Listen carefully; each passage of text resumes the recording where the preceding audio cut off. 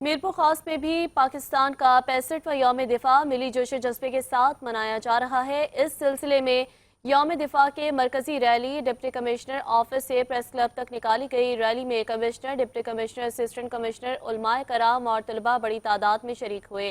मीरपुर खास में यौम दिफा की मरकजी रैली कमिश्नर फैसल अहमद अकीली और डिप्टी कमिश्नर रशीद मसूद खान की क़यादत में डिप्टी कमिश्नर ऑफिस से प्रेस क्लब तक निकाली गई। रैली में उलमा, अफसरान और मुख्तलिफ शोबाए हाई जिंदगी से ताल्लुक़ रखने वाले अफराद के साथ स्कूल के बच्चों ने बड़ी तादाद में शिरकत की और 1965 की जंग के शोहदा के साथ पाक फौज के तमाम शोहदा को ज़बरदस्त खराज अकीदत पेश किया।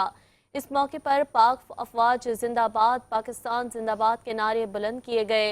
रैली में शरीक शुरका ने कहा कि हमने अपने दुश्मन को हमेशा मुंह तोड़ जवाब दिया है और आइंदा भी देते रहेंगे।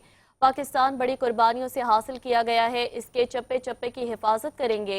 शुरका का मजीद कहना था कि 1965 की जंग के शोहदा और गाजियों की कुर्बानियों को किसी सूरत भी रायगा नहीं जाने दिया जा सकता। दुश्मन कितना भी शातिर हो, हमारी पाक अफवाज अवाम के साथ मिलकर दुश्मनों के ख्वाब चिकनाचूर कर देंगे।